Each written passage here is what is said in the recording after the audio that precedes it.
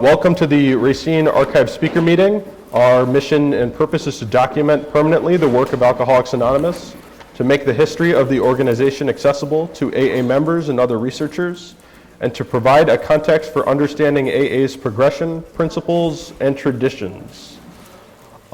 Is there anyone here with less than 30 days of sobriety? Welcome, if there is anyone. This is not to single anyone out, but simply to welcome you. Is there anyone here with more than 15 years of sobriety? If you could raise your hand. Welcome, welcome.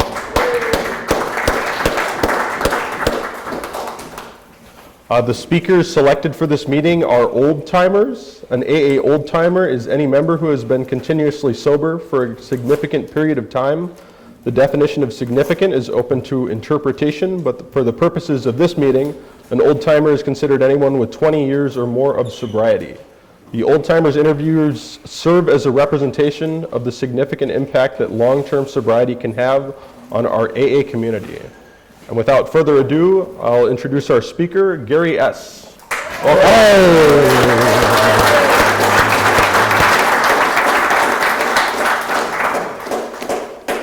All right, Gary, and we have some questions for you.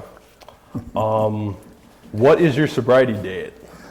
My sobriety date is May 1st, 1962. Oh, all right.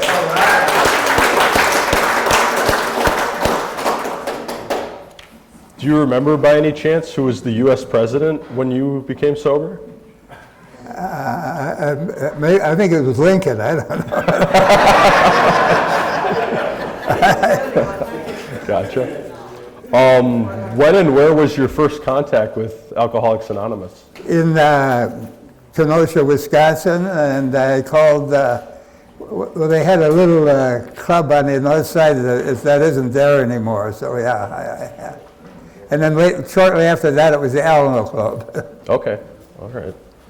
Can you describe what Alcoholics Anonymous was like back then compared to today? Alcoholics Anonymous back then was just like it is now, because you had everything in place. The traditions were already written. So pretty much the same, only a lot more people now. Okay, all right.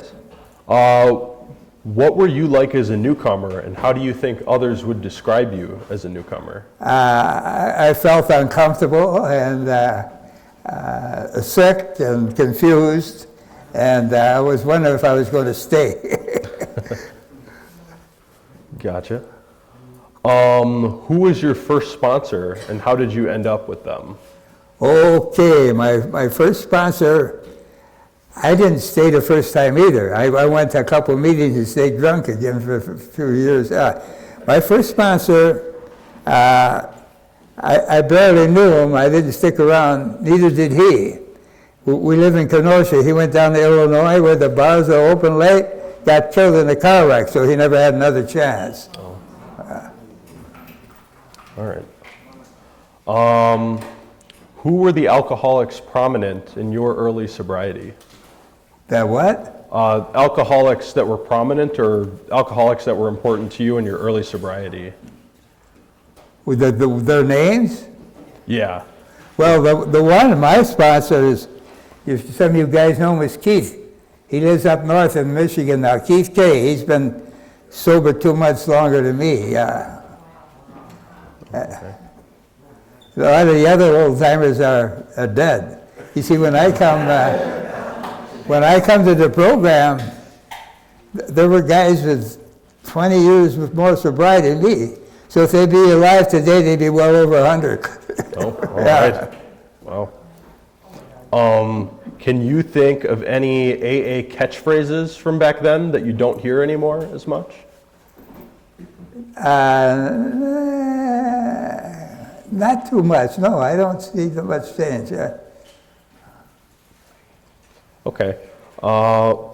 Did you get involved in service early on when you started AA? And if so, what did you do? Oh, yeah, I spent a lot of time in the county here. I would go out to every Sunday morning practically, go to the meeting at Racine Correctional. Okay, awesome. What kind of events or sober social activities were here when you got sober? When I was still got sober, there wasn't, well, we had a share of meetings, Racine, Kenosha in the area, but not as nearly as many as we have now, but everything was pretty well covered in this area. Gotcha. You went up north some places, it wasn't like that. Do you have any dances or anything like that? I've heard that before, that there were dances around here. I don't pay much of that attention to that. A few maybe, yeah. Gotcha. What was your first home group, and why did you decide to make it your home group? Okay, my first home group was Monday night. It still is because it was convenient. It's changed times. When I first, and it was 8:30. Then they moved it up to 8 o'clock. Now they moved it up to 7 o'clock. But it's the same group, 3 different times. What do you remember most about the first time you sponsored someone? The first time I sponsored someone, I was kind of excited, and I hoped I'd tell them the right thing so they'd come back. And sometimes they do, and sometimes they don't. But yeah. Gotcha. What do you remember the most about the first time you were sponsored? The first time I ever was sponsored, I felt very uncomfortable out of place. And like I said, I didn't stay the first time either. Yeah. Gotcha. What is prayer to you, and what are your prayer habits like? The prayer, the serenity prayer, that's about as good as I think I can get, yeah. Gotcha. All right. Do you meditate, and if so, how do you meditate? I meditate? Do you meditate? Well, I have a quiet time for a couple minutes at night, yeah. Okay, awesome. To review my day and the disappointment, and always one good thing, I stayed sober through the day. Gotcha. All right. Awesome. Well, you got through the questions pretty fast. I don't have any other one. So I guess we will take a 10-minute break, and we'll come back, and then Gary's going to share his experience, strength, and hope on a passage from the Big Book. Okay, thank you. All right, we're going to welcome back up Gary here, and he is going to turn to a page from the Big Book and spend the remainder of the meeting sharing his experience, strength, and hope on it. Welcome back, Gary. Thank you.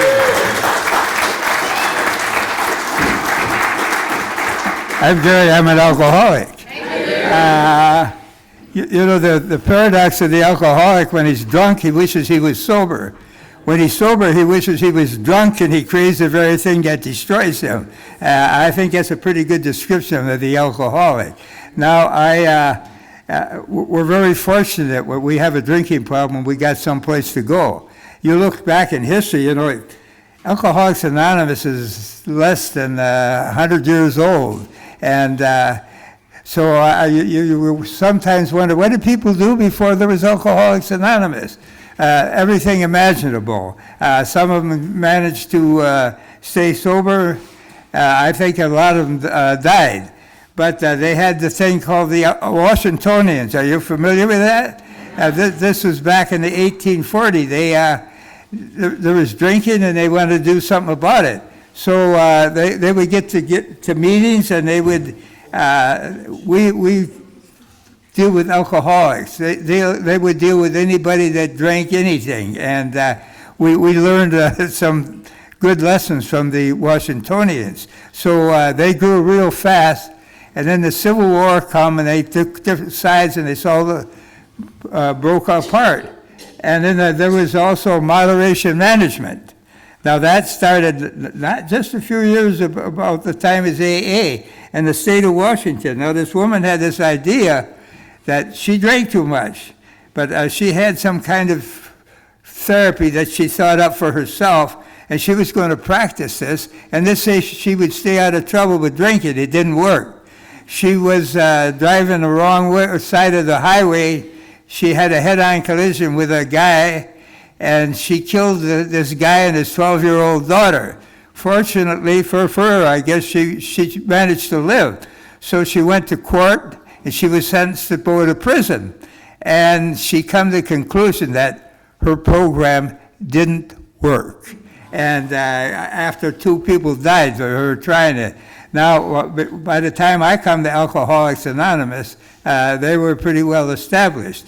And I think I was saying when I come the first time, I didn't stay. I was at the ripe old age, I think, at 23, and I had DTs and everything else that was wrong with me, but I was too young to be an alcoholic. That's the logic of the alcoholic for you. And so I come back about 5 years later, and I come in and I stayed. Now, when I come back, the wonderful thing about this program, you're not the only one in it. You think, well, will this work? And you see other people, they helping one another. And I look at some of the old timers when I come in. And you guys in Kenosha always remind me, I talk about Eddie. Eddie was 20 years older than me, and I remembered him from the bars. I didn't drink with him. He wasn't my kind of friend. I had this high opinion of him. I thought he was lazy and he was stupid. And so Eddie was one of the best friends I ever had. And I said, you know, Ed, I didn't have much hope that this program would work for me. And I seen it worked for you. And I thought, well, if a guy like you can stay sober, maybe I got a chance. And he gave me some good advice. He said, shut up and take your own inventory. So I come to this program really knowing what to expect. And I seen the people that went before that wasn't too bad, and I joined a group. Now, there's a great deal of difference between us and the people who can't stay sober. Now, a certain amount of people in this world will stay sober. You know, alcoholics doesn't claim to be the only way to stay sober. We exhaust all the possibilities usually before we get here. And when I come to AA, I know you guys in Kenosha, they meet in their club, and it was what we used to call Skid Row in that area. And I used to drink down there. And some of the things are funny. And I remember one guy, I couldn't stand him. I didn't have nothing to do with him. He was always in trouble. He was in trouble at work. He was in trouble at home. And one night he got in a fight down in Skid Row, and the guy bit the tip of his finger off. And we had a bar on Skid Row, and he would hang out in this bar, and the bar with the most police calls was the Friendly Tavern. A nice name, the Friendly Tavern. So he made the news. So was he happy? The newscaster come out one night and he said, oh, by the way, man gets finger bit off in Friendly Tavern. So he was happy to make the news. And a lot of other funny things down there. One night when I was down going out from one bar to another, there was a squad car there. And the 2 cops in that squad car, they were buddies. They grew up in the same neighborhood. And one of them I used to drink with. And I walking out the bar into the other bar, and Lucky comes, he says, Gary, come here. And I went over there, and he gave me a couple of dollars. He said, go get us a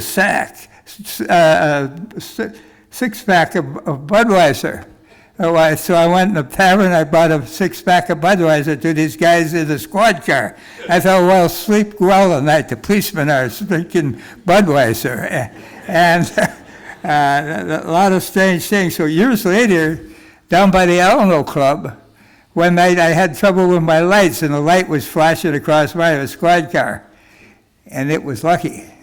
And I said, I had trouble with the lights. He said, just drive home carefully. Now, if he's one of these guys, we don't claim to be the only one to stay sober. He's a guy who got sober and stayed sober without AA. But he still recognized that, that it was good to send people to AA if they had a drinking problem.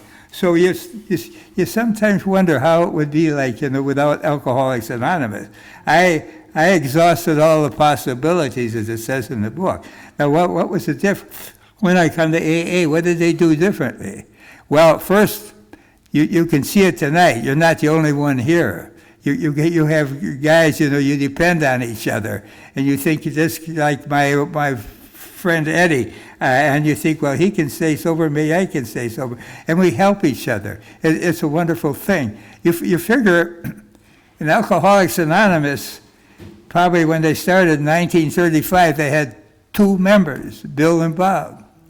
A number of years later, about like today, we have 3 million members. So they must be doing something right. And I come to this program, and I wanted to see what it was like to get sober, to stay sober, and the most important thing, to enjoy being sober. See, I used to go on the wagon for different periods of time, and I never really liked it. I was always waiting for something that happened to make me feel better. So, but I come to AA, and I had this program. Now, the program, I didn't only get sober and stay sober, I had other people on the program, and we help each other by helping ourselves. And my friend Scotty here tonight, who brought me here, I like to kid him. You guys at the Outcast all know that you got a picture of Packy on the wall. Now, Packy was a well-liked guy, and I sponsored him. And Scotty likes to quote what Packy says a lot. So I had to call him aside one day. I said, Scotty, I sponsored Packy. And what Packy learned from me, he passed it on to you. And that's why you're so smart.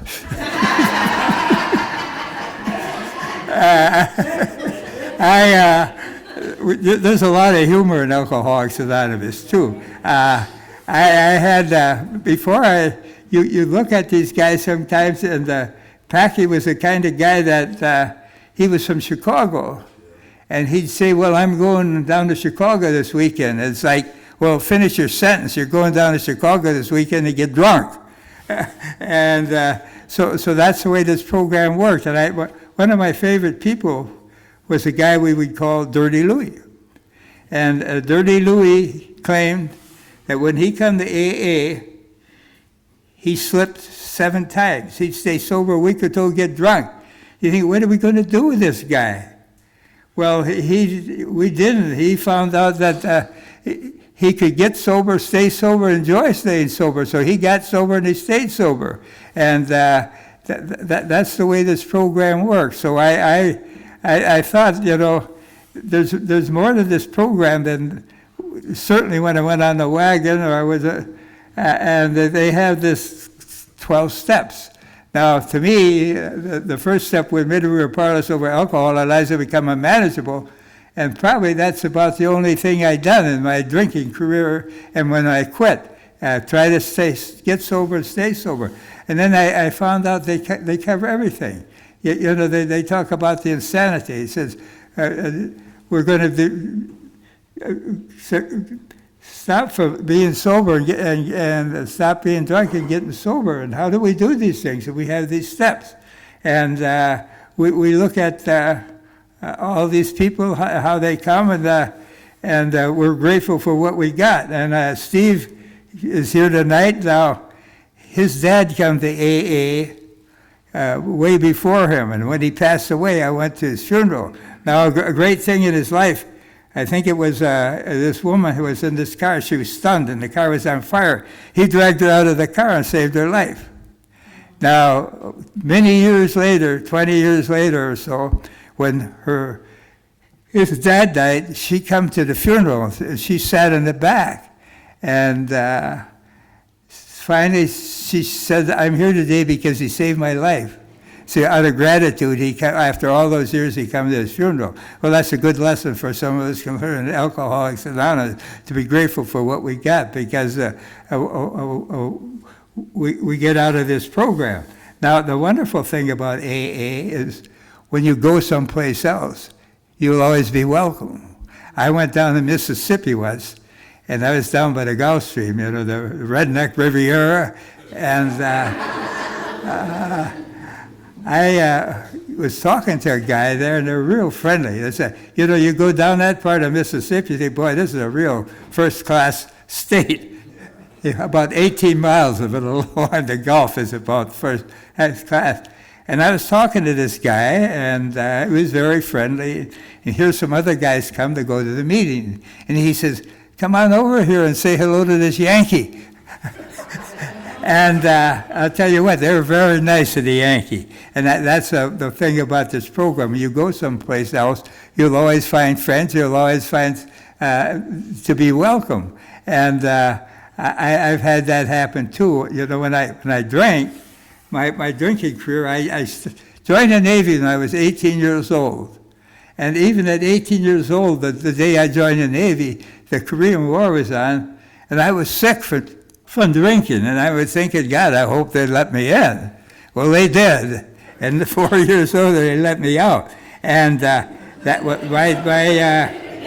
my drinking, I'd always fall off the dock or burn off my bunk or something, and I never done something that serious, so I got advanced. I got to be a second-class petty officer, and just before I was going to get discharged, and then again, one guy always used to make fun of me. I've always fallen asleep, always drunk, but I never got in big trouble. So now, this time, I burned up my bunk, and they had me for destroying Navy property and endangering the life of a crew. That's a serious thing.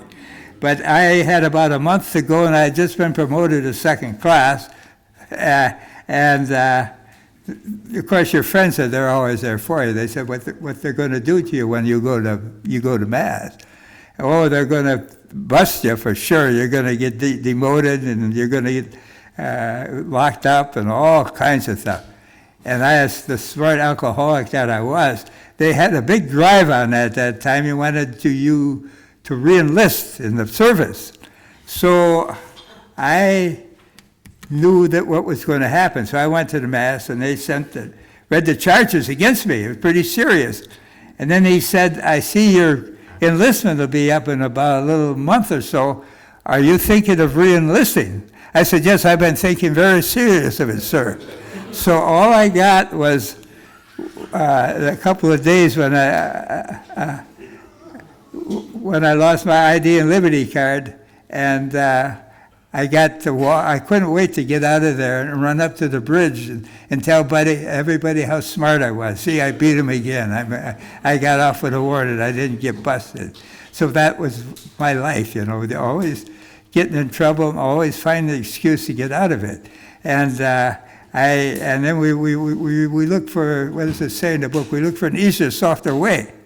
And I thought, well, you know, I'm out of the Navy now. I'll go home, and I'm going to change in my style. I may have wanted to change, but everything but's pretty the same. That's when I said I contacted Alcoholics Anonymous after a short time. And the first time I didn't stay. But then when I come back, I thought, well, this is for me. And I looked, you know, what a difference than being on the wagon. It had these 12 steps. And I said, so I looked at the steps, and I thought, well, you know, this is kind of difficult, but you work them. It becomes a way of life, and you're glad you got them. And they have the traditions. Now, the traditions says that the first tradition says, what a great thing AA might have been, the way things were going. So instead of was. So I accept the fact that, you know, the requirement for membership. And in our literature, there's one woman, she got sober. This was, the steps are written, but not the tradition, and she moved. And she said, I walked in this place. They told me where AA was. And she said, there's a group of guys playing cards around the table. I said, is this AA? She said, one of the card players said, yes, but we don't have any women. She said, I sat down. I said, you do now. And that's the way, you know, the sad thing is, it's funny, but if you would, such a bad shape that you needed Alcoholics Anonymous, and they wouldn't let you in, there's a good chance that you'll die.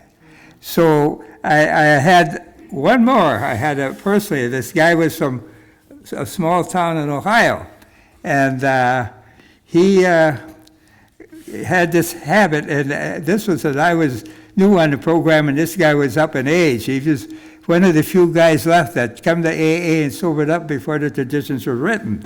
Now, he had this bad habit. He would get drunk, and this is like in the 1940s. He'd find a car with the keys in it. And then he said, I'd drive it home.